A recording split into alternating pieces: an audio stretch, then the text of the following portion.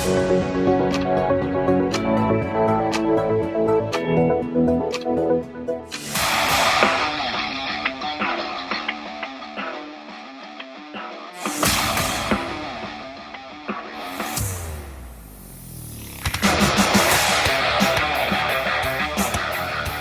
morning. Morning. What? So now a quick word from our sponsors. Very quick. Hi, this is Gail Rubenstein, the founder and CEO of Retail Resilient. Car dealers all over the country love working with us, and let me tell you why. We have two product solutions that they absolutely love using. The first product solution is a Facebook and Instagram school where we build out a curriculum for salespeople and managers. We teach them how to create new car offers, used car offers, and get pre-approved offers.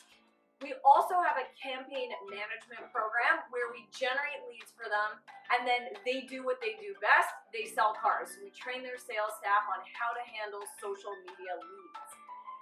Our car dealers typically say to us, I had the highest grossing month in the history of my business.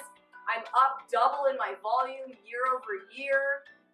We even had a client the other day that told me that he was absolutely blessed because he loved our customer service. Everyone at Retail Resilient works remotely from home. I hire only car people from all over the country, so I hire all A players. They're really good at what they do, and we absolutely love helping car dealers. So give us a try, give us a shout. Any opportunity, we would love to see if we're a fit to work with you. Hi, this is Barry Jordan from whitegloveperformancegroup.com. I'd like to take a few moments of your time to share how we can make you more profitable. Dealerships all over North America are using our cloud-based power dialing platform, Touchpoint, to manage their outbound sales-generating phone calls.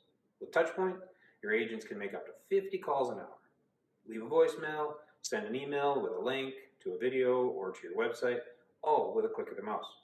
We specialize in empowering your teams to make the calls that make the sales. How can Touchpoint help you increase profit?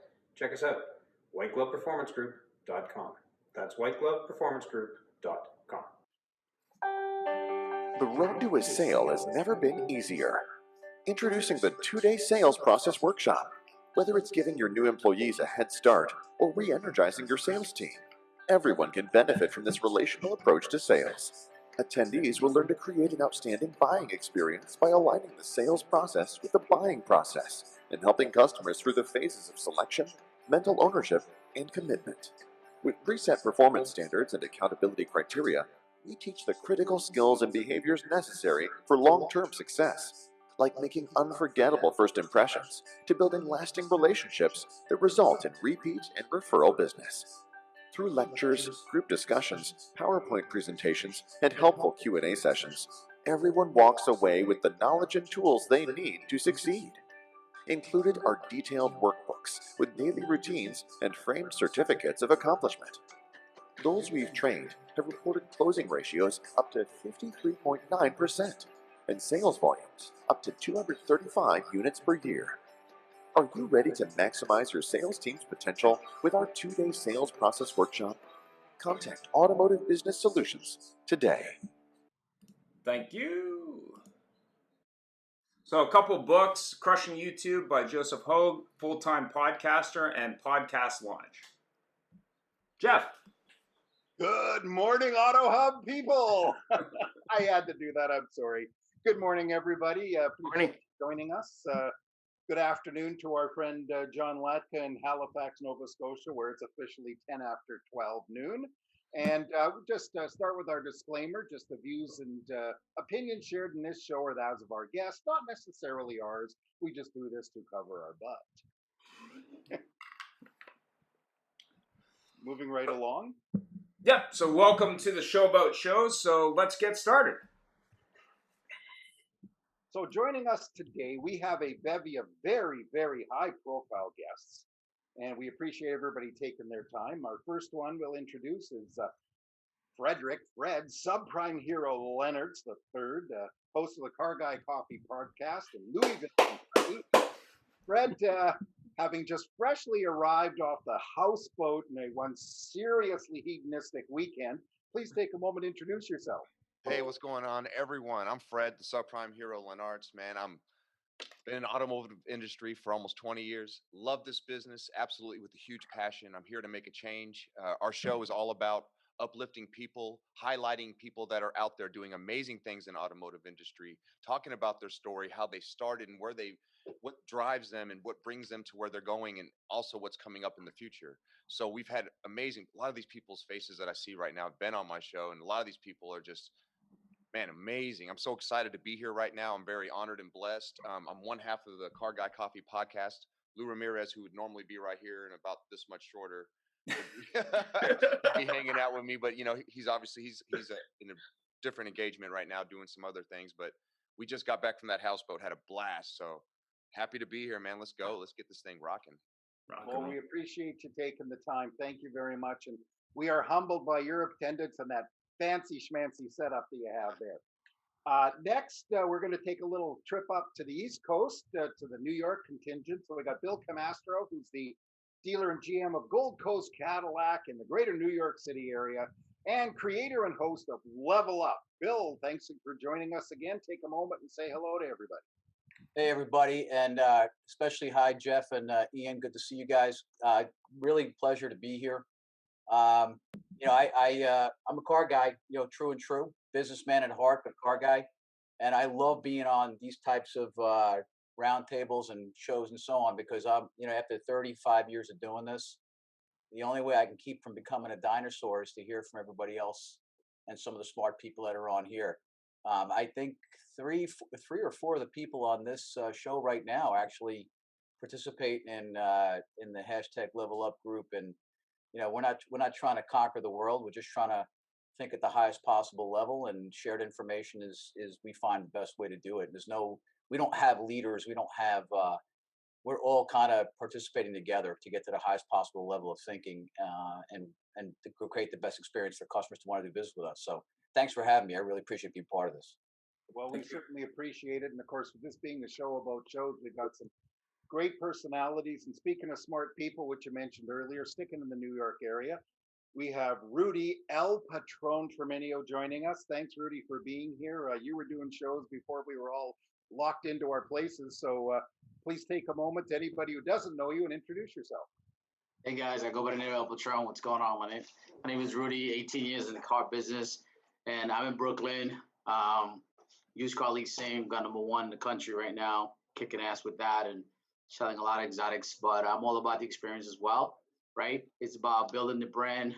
Your brand is more important than the brand we sell, because at the end of the day, that's what people buy, and people buy people, right? So at the end of the day, if you show them and you give them exactly what you say you're gonna do online, they're gonna come into you, they're gonna stay loyal to you, and they're gonna send you all your friends. So every day I come in, I got a lot of people already hit me up on the DM, and that's really how I do most of my deals. So my best ROI is social media.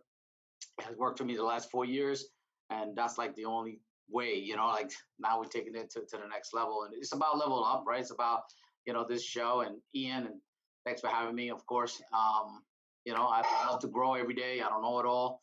I'm just a car guy. I want to make car deals, and I want to put cars on the road.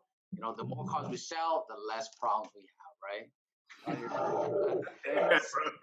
And I forgot to mention to those who don't know him, he's not only El Patron, he's the managing partner of Brooklyn Volkswagen in that little, unknown place called Brooklyn, New York. Yes, sir. Brooklyn in the house. And now we take our little trip down south to Brad Paschal, who's the regional sales director south of Fixed Ops Digital, and he's the host of Fixed Op Fridays on Clubhouse in Amarillo, Texas. Brad, take a moment, say hi, introduce yourself.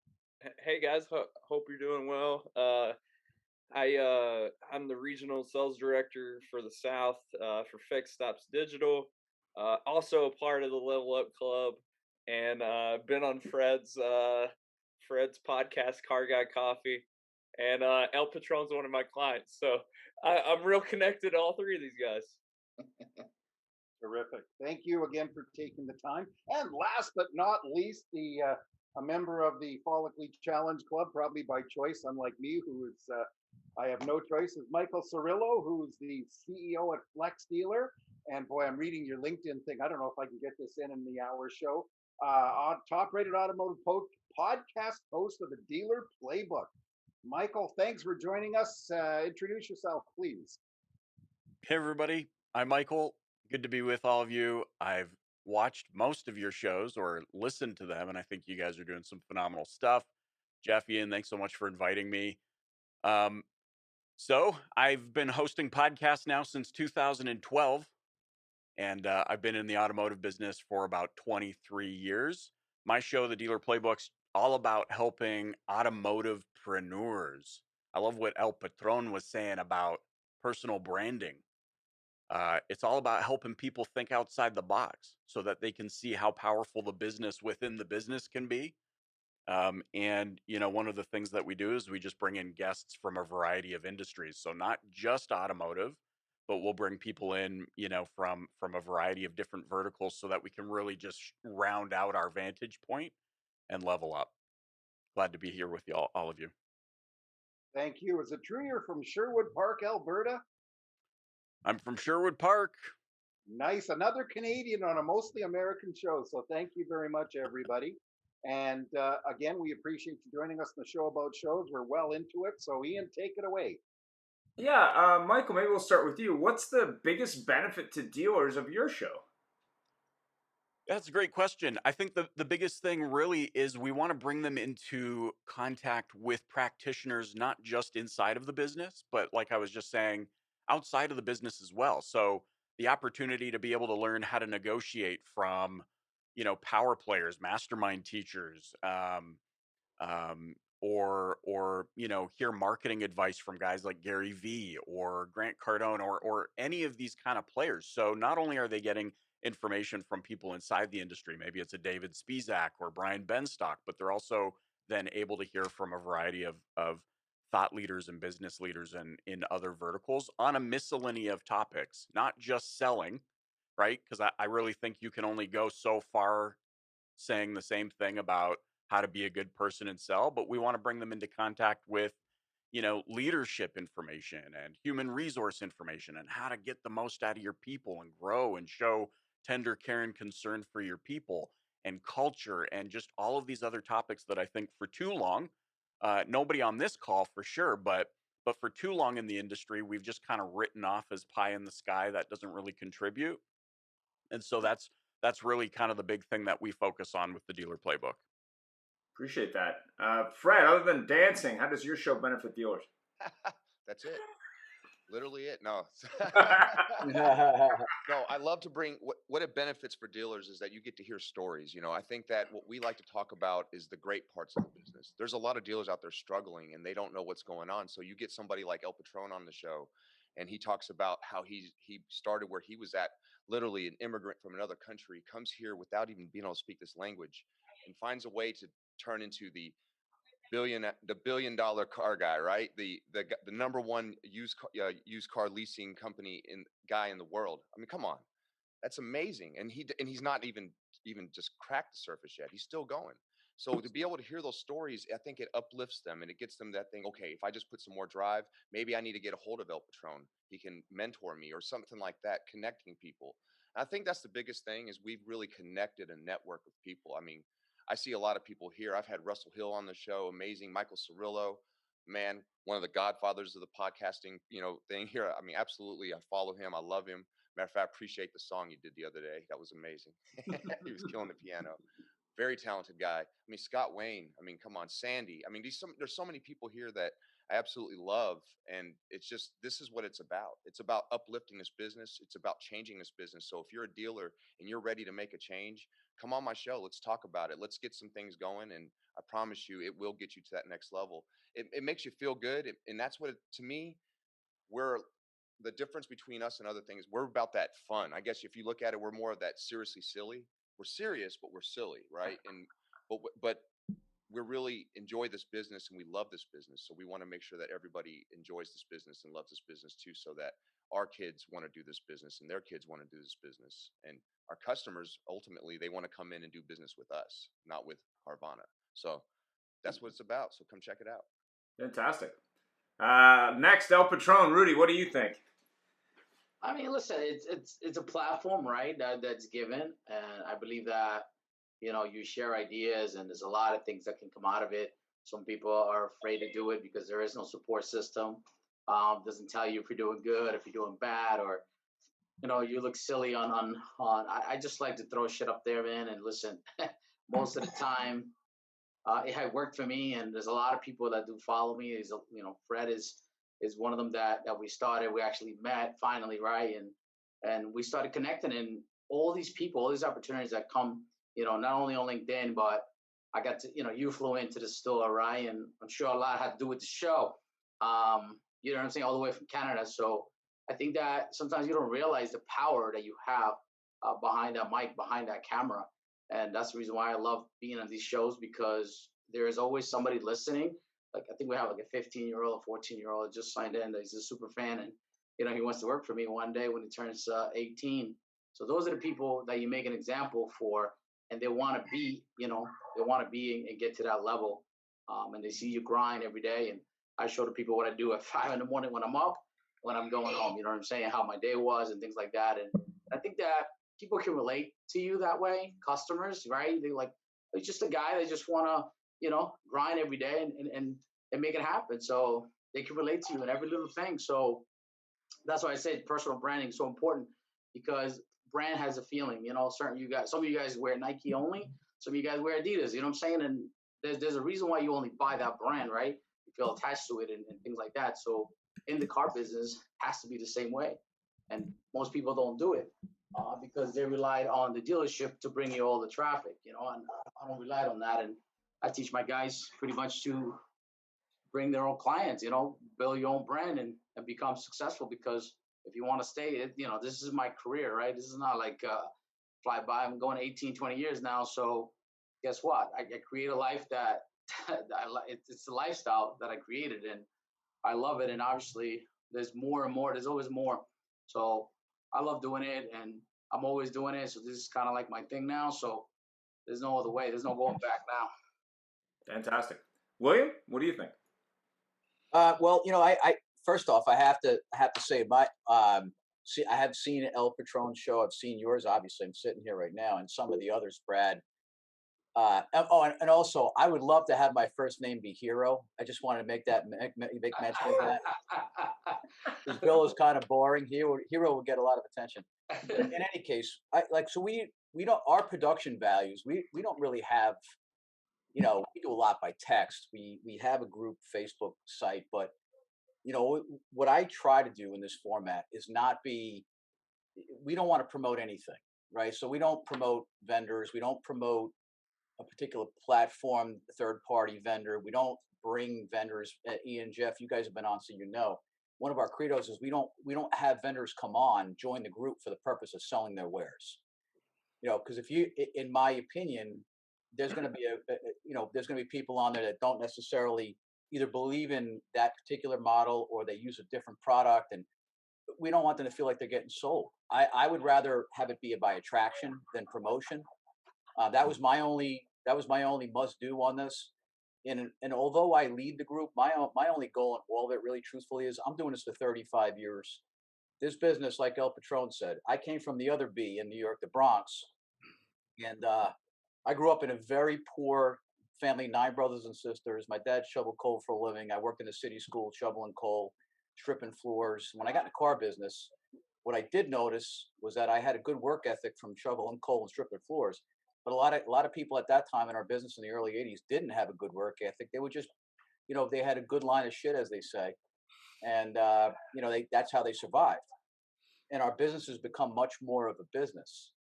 So the one thing I will do, and I try to impress upon people, if I'm willing to outwork you. That's the one thing I was willing to do.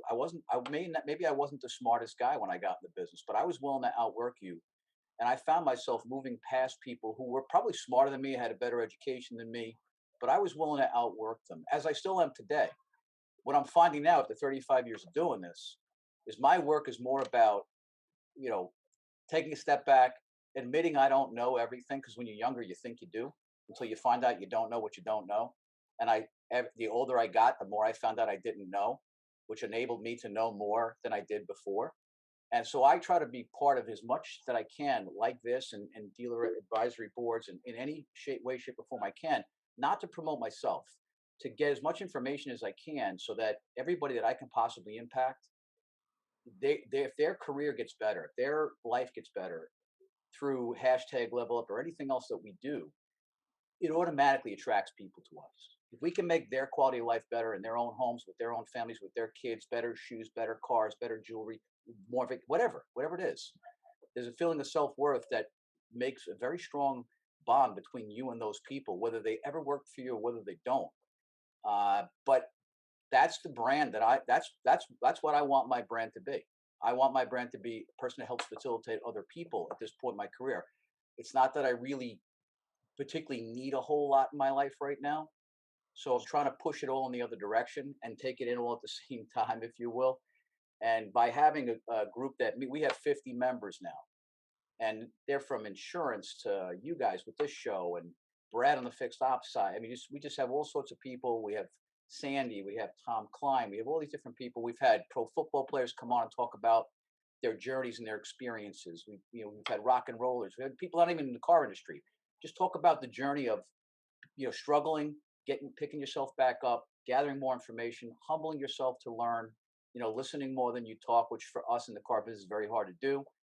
But I subscribe to a lot of what I've heard from everyone. I watch El Patron a lot, and I dig his story because, but we first of all we both live in the Big Apple, but more importantly, we come from very very similar humble beginnings. Yep. And at one point in my life, and it sounds like in his too, we had our family and we had the man above. That's all. That's all we had. And at some point, you got to realize it's going to be about the work. It's not the four-letter word called work to get to that big word called success. So the opportunity to have a somewhat of a show and bring people together to see them do the same thing is the most rewarding part. So I love it. I love this forum. Thanks for having me here. Thank you. Last but not least, Mr. Brad. Can't hear you. Unmute. So I snapped a picture of Bill and texted to our text group and said, "Hey, look at this sexy beast." So that's the first thing I did when I was on here, just because we're kind of like a family on the Level Up crew. So the most important thing about the thing that we do on Clubhouse is just real time feedback, right? Real time issues, real time feedback, and it kind of helps me keep my finger on the pulse of what's going on the fixed up side of stuff. And that's so important because you can go from digital dealer to driving sales, and by the time you go to the next one, things have changed so drastically, and they have to submit their presentations 3 or 4 months beforehand. Things can change in that little time period, right? Who would have thought would have been in this inventory crisis? I'm not complaining because I'm a fix ups guy and it's great for me, but it's not great for the sell side, right? And fix ops isn't sexy like the sell side. So my goal is to to crowdsource, to find issues, to bring up solutions, bring people on the show that can bring solutions, and really solve things in real time. And we have about 50 to 75 people on a week. Sometimes it's better. Sometimes it depends on who the guest is. We do deep dives on Google My Business. We do real quick tactics, right? So very tactical, very let's find a solution. There's a lot of guys in there that are that's been in the business for a long time that have good good recruiting ideas. I know the two biggest issues in fix ops right now is recruiting, right? Is technician recruiting, and how to take the internal ROs out of the shop to provide more bays for customer pay. Those are the two biggest things that we face right now. So out of the clubhouse room, we came up with a technician white paper on some recruiting, and we started working on products around both of those things. So it's helped our company. It helps the people that's in there, and then people just get connected, and they have resources to go to. That's the most important thing, is just networking and having someone. If you don't know the answer, having someone you can ask, and that's what it's all about, is giving back, bringing solutions, as Fred would say, and connecting people and helping people level up, as Bill's show does. And Michael's like the godfather that's been doing this for forever, bringing people together. So I think that's a common thread through all these shows. Thanks for that, Jeff. Thank you very much. Some great input here. Bill, I have to say, I loved your comment there. Getting a whole bunch of car people to listen and stop talking is probably the biggest benefit of these shows. That's quite the thing. And of course, you all agree that the Auto Hub show is pretty awesome, and your shows are fantastic. But other than your own shows and other than ours, what shows do you find a great value to viewers? And I'm going to hit Rudy up for that, El Patron. I mean, I tune into Fred as much as I could, but he has some quirky ass hours. Fucking midnight, he's up live, and I'm trying to go to sleep, and he's live yelling and screaming, and my wife's like, "Turn that shit off! You had it all day." But he has good stuff there. I do listen to Rise and Grind in the morning with Glenn Lundy on my way to the gym. He has a lot of good stuff. That guy has a lot more energy than all of us put together. I don't know how he finds it at 5 in the morning. I mean, I'm energetic, right? And I have this big time, I'm big on energy, but he beats us. He's very energetic. And I listen to his show in the morning on my way in and just kind of get a little, pump up. And he does that. So he's one of the guys that I listen to a lot. And Fred, I tune in and I go live with them in the morning. It's just a schedule. I know they're working and they're just trying to get it done, because sometimes you just have to get it done, right? Regardless of the hours. Yeah, that's the show I watch. Perfect, thank you. So is it true that you train with Mark Wahlberg at 5 in the morning? Who, me? Fred, we'll throw it over to you, Fred. What other shows do you find a great value? Wow, I mean, there's a few. Rise and Grind, obviously. Dealer Playbook, you have to go with Dealer Playbook, right? And just because I have to honor him, man, that's really one of the ones that motivates me. Like there's a few people, I think about El Patron. El Patron had his El Patron show. And I remember when he was hitting that up, it was so cool. He had a stage, he had his whole thing. And a lot of props got to go to El Patron for me, because honestly, he talks about that branding, and the courage that I got to do it was a lot to do with watching El Patron. Like before I became his friend, or, I was a fan, like a fangirl, right? I was like, oh my God, El Patron. Right. So, cause he was so cool. This dude is just he's doing everything. Like, he's not scared to put out content. He's not scared to show you what he's doing with his family, showing love and doing all these things. You're like, wow. So when I do things, it doesn't make me, I could look at him and be like, I'm not doing enough, right? I can keep doing more. Then you have Glenn Lundy, of course, same thing. Michael Cirillo, because he brings in heat. You saw all those name drops that he talked about. Those are some important people that we can learn a lot from if you just hear that knowledge. So, I mean, and there's a whole bunch of them. I mean, honestly, there's been some that came and disappeared, but they were good. You got Sean Welsh. Love his show. Oh my God. He kills it. Like, he's just got a really good passion, and I love what he does with his weekly posts, and like when he's outdoors and he's showing you, he does things that are unique, and you almost don't see it as a car thing, but when you listen to it, it's heat, it's fire. So there's a lot of people out there. Your show, I love this. Look at this format. This is a really cool format here, and I absolutely think I dig it, and I'm glad to be here and honored to be here. But going on Clubhouse, you can go all day about shows on Clubhouse too. I've actually I wish I had more time for Clubhouse. I work a full-time job in between my shows and stuff, but Clubhouse is a lot of fun.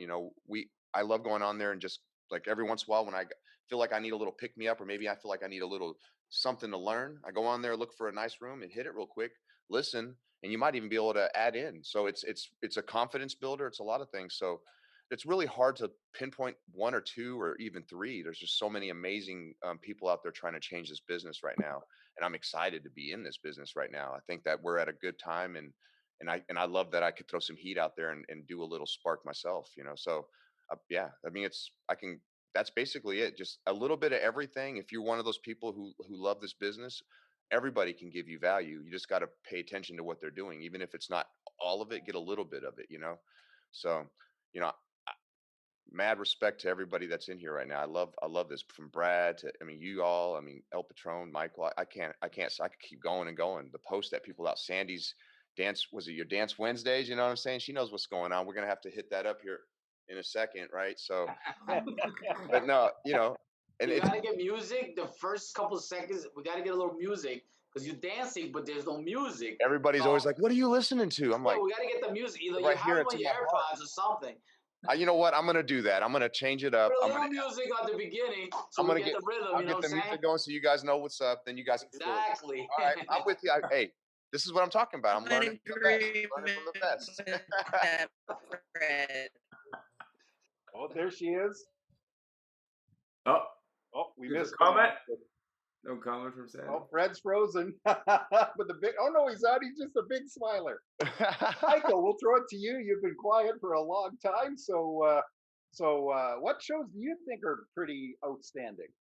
You know what? I'm going to have to echo what Fred was saying. There's so many. And kind of, just full transparency, a very heartwarming thing for me is to see how many change agents have risen in the last decade in this industry.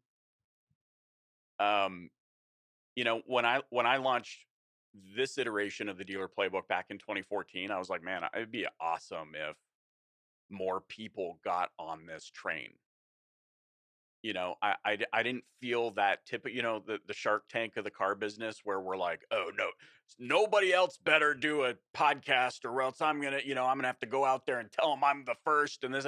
No, my thought was around, man, if I'm feeling this way, there's got to be others. And so it's heartwarming for me to see Jeff and Ian and Brad, El Patron, Fred, Bill, Sandy, just people that are creating with the intent to help other people live their preferred experience. So I want to leave it there because I think that sometimes we can pat each other's backs a little bit too much. Just know that I'm patting your backs. I think it's tremendous what all of us are doing. But I would say for those on the call who aren't creating content and sharing their message, do it because we need more voices. We need Yes. more voices perpetuating the positivity, and doing it in your own unique way. Don't go, oh, hey, Michael does the dealer playbook and his is innovative. I got to do that. If I don't do that, like that's the gold standard. By the way, I am not nearly old enough to be the Godfather. Okay. I'm going to throw that out there. I'm not nearly. I know there's a little gray coming in here, but and my 8-year-old daughter's concerned about that. She thinks Dad's gonna die soon. Not quite old enough to. So you're But saying you're not the guy that knows everything about the car business, eh? no, well, and by the way, the side kind of purpose of the second purpose of creating the dealer playbook was for selfish reasons. You see, I had struggled for over a decade with severe suicidal depression.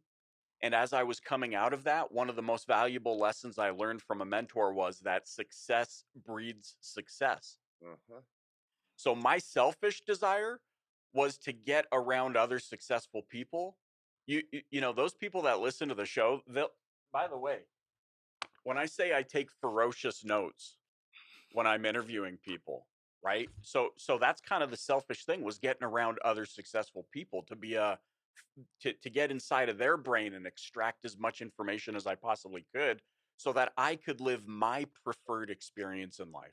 What good is the car industry if we can't use it as a vehicle, no pun intended, to live our preferred experience in life? And so I want to say mad props and kudos to everybody in this industry that is doing away with the I'm the best. No, I'm the best. No, I'm the best. And they're just getting out there and they're sharing positivity and messages that will in some way, shape, or form have a positive impact on somebody else's life.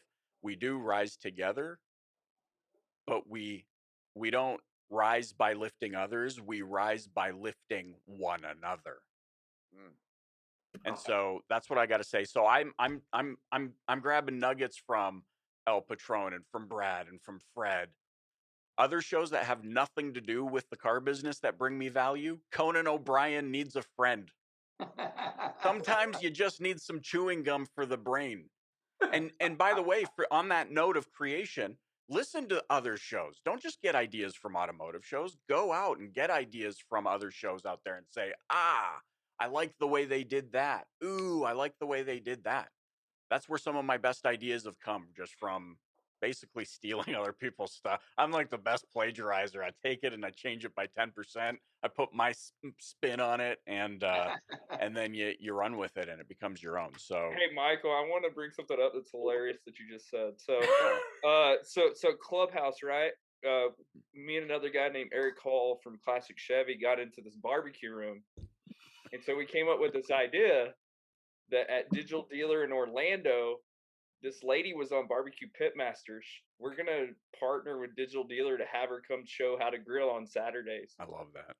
And Right. so it's like totally different. Where hey, you gotta go outside of, you need to look outside. The godfather of all podcasts that you could say pretty much would be like Joe Rogan, right? Yeah. Like his style.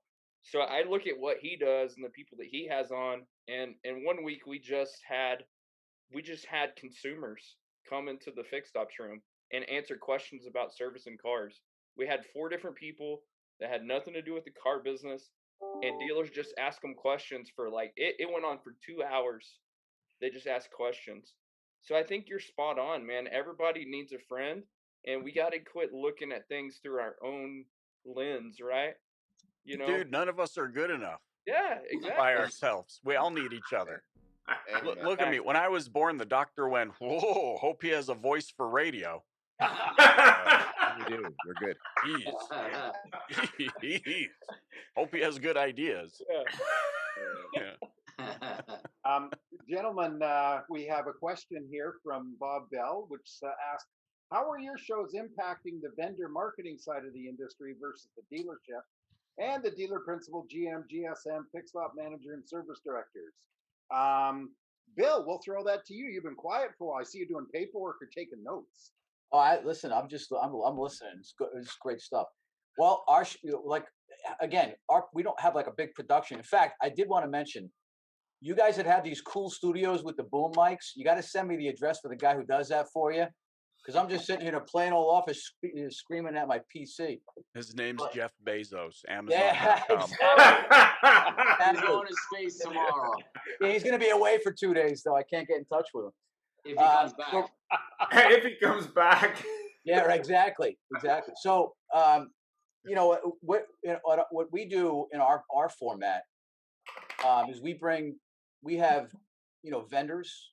We invite everybody. There's no like out of bounds. We have vendors. We have a couple of salespeople. We have F&I managers. We have sales managers. All the way up. We have dealers. We have owners. We have specialty people like Brad and several others. But Sandy's on the call. Tom Klein's in risk management. We have we have Jason Barry from Digital Airstrike, some of his people, and we do that because we want to hear. One of the things in the business we don't really get to see sometimes, or in life, we understand things from our own perspective, right? So unfortunately, our behavior is a byproduct of our own experiences and our own perspectives. Might our behavior change in a positive way if we understand the perspective of other people and their life experiences as well? Because it makes it easier to relate to people if you understand people. I couldn't honestly say I'm the best car guy on the planet. I've done well. I would say the thing that this business has taught me is I get a much better understanding of people. And I think that just being around all the different vendors, all the different, go to every event you can go to, get on every podcast you can. And we encourage that in our group. I don't have a proprietary right to anybody that shows up on our Zoom meetings. They have proprietary rights to their own thinking. I have proprietary rights to my ability to change their thinking in a positive way. That I have, but I think the most important thing is for me, is it being strictly for the purpose of attracting them, not promoting to them. I have no desire to become a podcast, multimillionaire. I have no desire I really, some of the other people on here, my success, the thing that really, when I'm 85 years old, here's what I know. If I need a job as a swap guy, I'll know 1,000 people that'll give me one. Okay. And I don't want to be a swap guy at 85, but my point is, I don't, just by working with other people and helping other people become better at what they do and imparting the information that helps them get to where I've already been to, it makes it a lot easier to have people follow your lead with a, you know, put blinders on, or follow you blindly, as the saying goes, if they know you've been there. If you're talking, you know, excuse the expression, a New York expression, out your ass, or off the top of your head, look, everybody can check you out in 5 minutes. They can check you out in 30 seconds. Yep. Okay. If you haven't hung up some numbers, if you haven't been to the well, if you haven't failed, tell people about your failures. We do that. Mhm. Tell them about your failures. Tell them about what you learned in your failure, and tell them where you got the corrected answer from, and then tell people where it has you now. And people love that. You know, they love the journey explanation, experience, strength, and hope explanation of where life takes you, because none of us are perfect. And that's, you know, we have a saying on our group, and Jeff and Ian probably remember this. It's toothbrush and baseball hats, right? And why is that? Because we started the group early on Sunday mornings, and a lot of the females and some of the guys that are very particular about their hair didn't want to get up at 8 o'clock in the morning on a Sunday and be on a Zoom call because they had too much of Saturday night. So our saying is, we don't care how I usually show up in a tank top. You know, I have tattoos and I don't look like I look right now by a long shot. But now, so we went to, listen, put on a baseball hat, brush your teeth, and get on the video call. No excuses, and we get great attendance by just being regular people. That's what we're after. No, it's not more complicated than that. Just share the information. Thanks very much. We had a question from Cedric Jean-Louis. What are the biggest climaxes or mistakes when making a successful business in the automotive industry? So I guess he's not from the industry. I don't know. Who wants to run with it? Don't all speak at once. Can you repeat the question? Repeat it. Yeah, what were the biggest climaxes or mistakes when making a successful business in the automotive industry? Wow. How much time do we have? Well, we got 15 minutes. Here's what I would say, and this is just from my own vantage point. The sooner you can engage your people. So I'm speaking from a leadership perspective right now. The sooner that you, as the leader, not the boss, not the manager, can show through stewardship, go look up that word, we don't use it enough in the business, pull out the best of them. As a leader, we're not responsible for our team members' happiness. We are responsible to create an environment where happiness can be something they experience daily. And when we do that, all of a sudden it removes this pressure of several things that plague the industry, 30-day cycles. It allows our people to start focusing on real people, how real people move. Consumers don't move in 30-day cycles.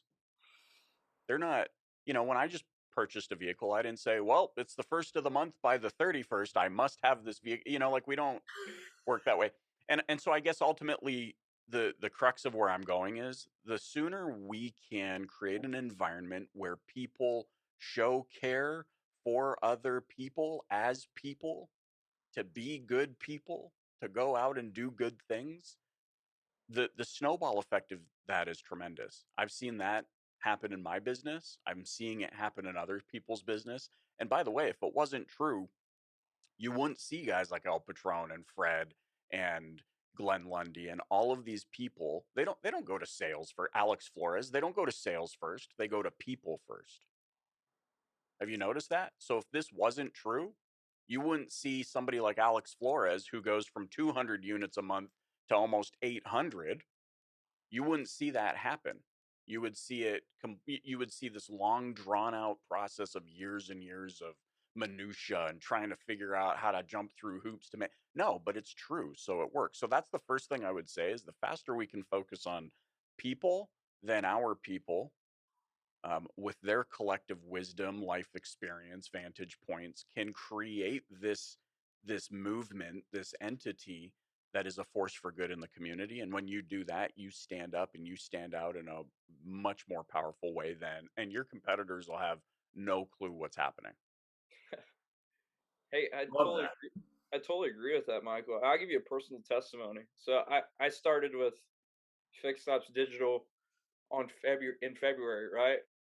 and I'm notoriously a sales guy, and was with the agency for 4 years before that. And I was in the trenches with the agency. I wasn't selling, and so when I came back on the sales side of stuff, I got away from that helping people for that first initial month. Right? I was just so excited. I got caught up in the product. I got caught up in everything, and the first month was rough. And then I realized it, and I was able to self-assess, which I think is a really, really, really important skill, is to be honest with yourself, be self-aware.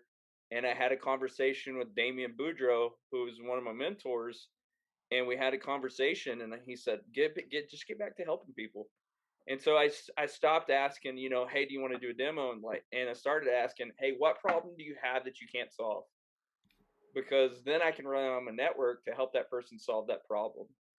And then it just blew up from there. So I think once you always have to remember, yeah, all these sales tricks, all these sales closes, all that stuff is good to have in your toolbox, but you always have to get back to helping people, and you always got to get back to solving problems.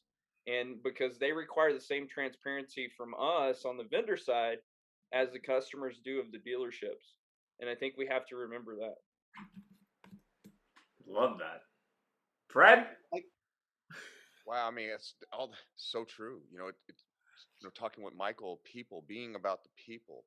When you make decisions, as a salesperson, my first, I'd say 3 years, I got taught how to be a hard closer, manipulate, do everything you can to get them to do what you wanted to. And I did okay, but it was very inconsistent. I remember that. So when you start focusing on people and really their problem, like Brad's talking about, when you ask them, hey, what is really the issue that I can help? Because people have a guard up because you don't ask those questions. As salespeople, we tend to do like I did the first 3 years, do everything you can to make them say yes, right? And whether it's lying and promising them 2 more cylinders later on the WIO, right? Whatever you had to do to sell them a car, you would do it. And it was ridiculous. But the moment that I decided, hey, I'm not selling cars anymore, I'm solving transportation problems, it completely changed it, like a switch in my head. Like at first I remember laughing, going, transportation problems, okay, I get it. And then I really thought about it, and I was like, hold on. Now it feels fulfilling. So you're not feeling manipulative anymore. You're feeling like you're helping people. Now because you are. They come to you because they have an issue. They need a vehicle. They're like, hey, they're scared to death. The last time they went in, they were there for 5-6 hours. The person left them, came back, manager came in, did this, and at the end of it, they still felt like they got ripped off, right? And they may even got the best deal in the world, but they felt like it because they felt like they had to go through all kinds of a process that was so ridiculous, not transparent, where people didn't care about what they really wanted. The moment you flip that switch and you start worrying about what people want, whether it's your team, all of it, not whether it's with your team, with your clients, with your leaders, with their families. It gets deep, all that stuff. And even people you don't sell, the ones that come in, you can't help. And all you do is you give them a path to purchase, what I always call it. I'm going to give you a path to purchase. I got great news for you. I can help you. But if you can come up with this much money down, work on your job for another 2 more months, get that job time in, make sure you work 40 hours a week, I have a consistent paycheck stub, I can get you bought. That is something that most people don't do, but that's because I believe I'm helping people. I'm not doing it because of money. I'm going to make money. Trust and believe. I do this business because there's money in this business, but it's because I do it the right way. And I do it very consistent, and I work my butt off. So that's, as a business person, that is what you do. Work always comes into play. You have to put the work in. Faith without works is dead, right? So to have that faith, you have to keep working hard. You work hard, it will come to you. Everything that you ever could imagine, dream of, will come to you, but you have to put the work in, but you have to care about the people. And above all, that's just the way it goes. You have to be that way. And I think that's just called being a good human. And that's business, that's life, that's everything. So, yeah, man, great stuff, guys. El Patron or Bill, what do you think? El Patron, jump in there, brother. Yes, sir.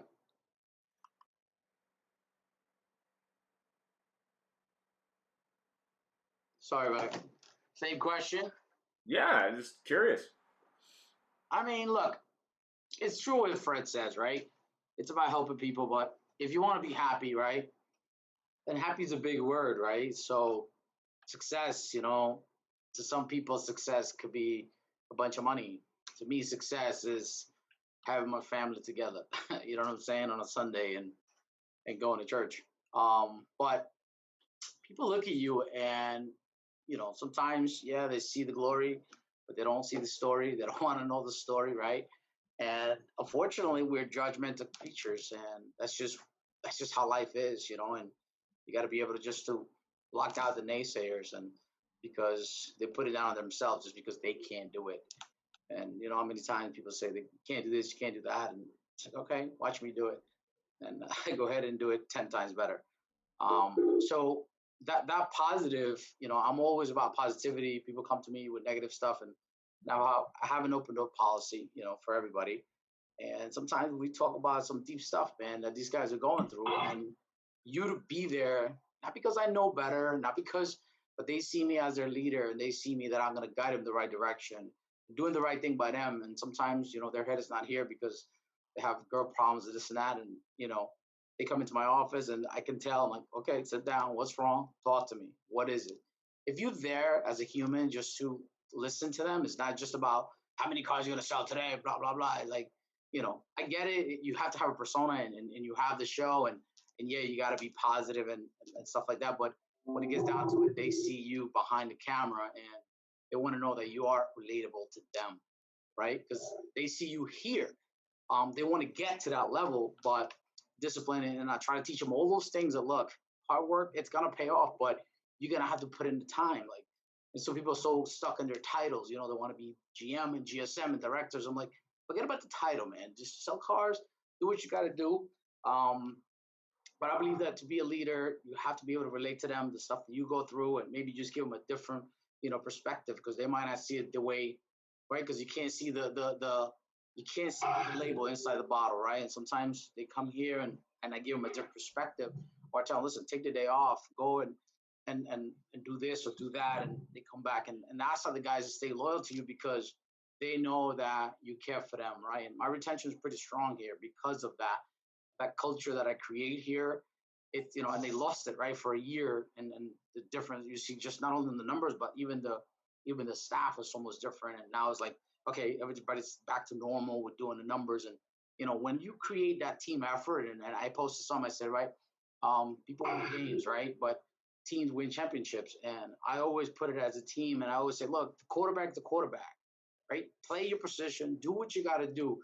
So don't try to be a quarterback if you're not a quarterback. You know what I'm saying? So stay in your lane, do what you got to do your numbers, and you'll be fine. Do the right thing by the customer. And I think a lot of us are sharing that out there, right? For the ones that are online and social media. And I think that's why I get a lot of people that stay loyal with me, and they know what I'm about, because the show is one thing, right? The El Patron is the brand, and that's what bringing the customers, and everybody comes in asking for El Patron. But then there's Rudy, right? And a lot of people don't get to know Rudy because I put up those walls because we're in the car business, and not everybody has good intentions. We all use each other, right? But to my people, they know me as Rudy. They don't call me El Patron. In my house, I'm not allowed to be called that. Yeah. My kids, my wife will not allow them. I wrote a book, and she would not read it. I had a pastor in my house yesterday. They wanted to get a copy of my book. And the pastor asked my wife, he's like, hey, how's the book? He's like, I will never read it. It's like, I lived the whole life. Like, there's no reason for me to read it. She's like, it's my story, So, yeah, she would not read my book. So I have this office, and she knows, listen, this was paying the bills, and I get it. Your whole brand thing, your whole El Patron. But to us, you're always going to be Rudy, So I think that to separate that, and even to get to the guys to know you, I know these guys personally. I take them out, I walk them through the stuff that they're going through. And I think if you do that, they'll do the rest, man. If you take care of them, if you know that you work for them instead of they're working for you, they'll take a bullet for you. And that's what it is. That beat up session, that stuff is over with. Like, I don't have negative meetings. Don't get me wrong. There's a time and a place, right? I reprimand them if they make mistakes, but most of the time it's like, hey, what can we do better? How much can we solve today? And that's what it's all about. You see, this is a big difference between him and I because my children only call me the godfather of podcasting.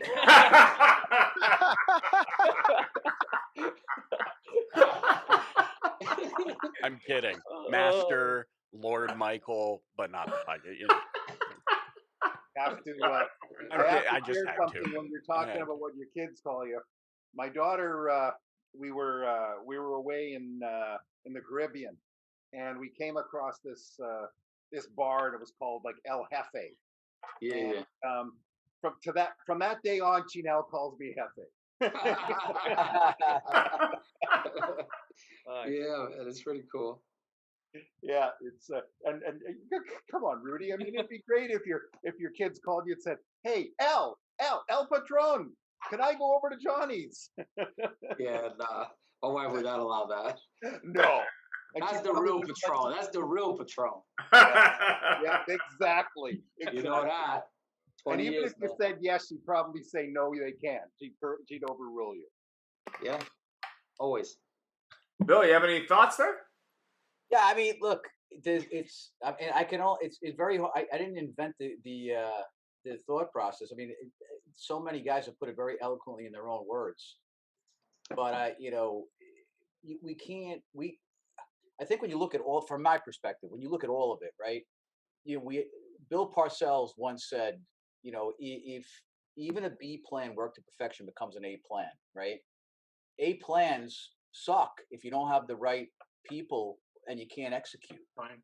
So, one of the things that I've really, really tried to work on as a skill for myself, just my challenge to myself, was not to interview and hire people for experience, but to hire them for character. Because I can give people experience; they can gain experience over time. I can't give them character.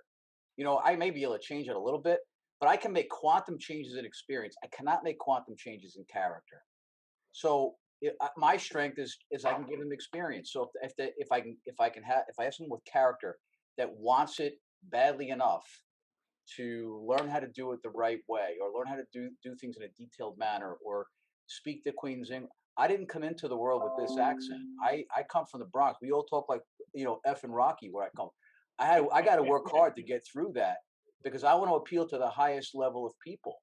And I know there's a lot of blue-haired ladies from Central Pennsylvania that come in here to buy cars. They wouldn't dig me sounding like Goodfellas. They just wouldn't dig it.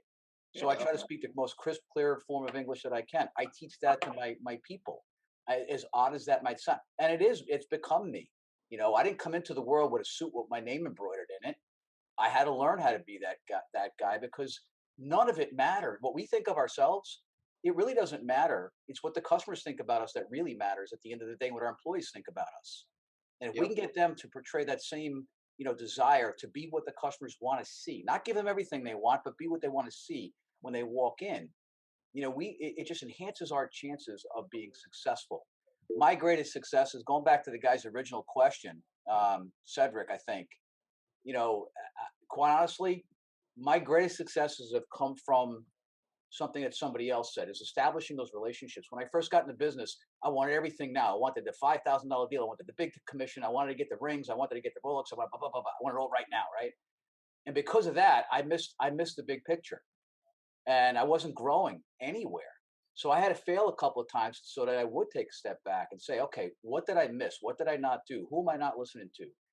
And now I try to kind of share that same information with people that are trying to make their way too. Because when you get up in the morning, you got to think about it. You look in the mirror. Whatever you put on, however you do your hair, however you shave your face or not, says something to the people that are staring at you across your desk every day or on a Zoom meeting, as it were. And I think from wherever we stand, if we teach our employees, if we can be good for people, not just good to them. People with bad character, they want us to be good to them. People with good character want us to be good for them. That's why I want those people, and that's what's helped me, in my successes and in my failures to get to the next level. And that's my one word of wisdom that I would share with everybody. Make it about people's character, not about their experiences. We all get the retreads that come in, and I did this, and I got a letter for that, and I got this trophy for that. Okay. Once you get past all that, okay, now let's talk about who you really are. That's what I'm interested in, and who do you really want to be? And that's so.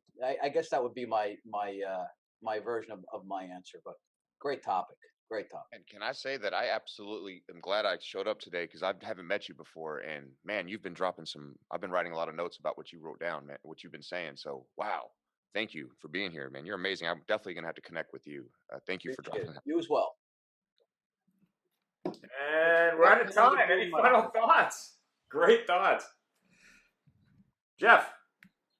Well, thank you everybody for joining us. What a great show. This was very enjoyable, and some super people on, and people I've been following for a long time. And Rudy, you know, it's nice to see you're known as Rudy, not just El Patron. Thanks, and Fred. Well, to you, El Patron, all right? Okay, El. Brad, everybody, thank you so much for joining us. And like Bill said, Michael and Fred, I need to know where you get your boom mics from, and forget Amazon. We gotta get a great setup here. And when you get your voice and you can talk like this, that's just tremendous stuff. I definitely, you know, one thing that's for sure, like, you know, like Michael was talking about, is that, you know, us guys doing this, we want other people who want to do this and want to get better and make I'm happy to answer anything. I want to show you whatever I've learned by myself or through other people and things like that. So we just get better together. So let's keep rising, man. That's good stuff. If you want to know how to get these mics, just hit me up, man. They're easy, but they're on Amazon. But this is a Rode mic. You guys should do a joint venture, you and Mike, on like all the kit, like a podcasting kit. Yeah. Hey, you know what? That'd be a great show. How to start a podcast. Fred, you should do that on the show. How to get the whole kit and everything. You know what I mean? I would totally do that. If you want to get started, I would watch that, because I don't even have. I do everything from my iPhone, guys. Just so you know. I don't have the fancy stuff like Fred does. I wanna hire Fred and Mike to do voiceovers. Make all my phone calls for me. Yeah. I'm telling you, man. If I had their voices when I was in high school, I would have went on dates constantly. You should make an Amazon wish list, Fred. You and Mike should make an Amazon wish list and then share it with everybody. Okay, I'll do that. A good call, Brad. That's a great call. I'll make that happen. But you want if you have a list, we can definitely post it on the site. Not a problem. Okay. Michael has a radio face. That's what I do. Some of us have got TV face. Some of you guys got radio face. You know what I mean? I'm just saying. That's why my show's on Clubhouse. I just lean into it. I don't lean know. into the face. I think Fred's pretty good looking, man. You notice that perfectly coiffed little white People always say, "Do you do that on purpose?" I was like, "No, I was just born this beautiful. It just happens." You used to see him in person. His sneaker game is crazy. He has this crazy thing for sneakers. I do. Appreciate that, Patron. Patron be rocking Gucci. That's all you. If you see him, it's Gucci. Gucci or some Burberry. One. I'm about that life, bro. What do you want to do? It's a lifestyle. Hey, I ain't mad at him. Looks good. Guys, I had an amazing time in the show, man. Thank you. Thank you. Thanks for waiting for me. Have a rocking day, guys. Let's sell some fucking cars. Do it. All right. Thanks, everybody. Take care and be successful. We'll see you all soon. Thank you. All right, yeah. Take care, you guys. Thank you, Fred. All right, take care. Thank you very much. Godfather, take care. Take care. Ciao.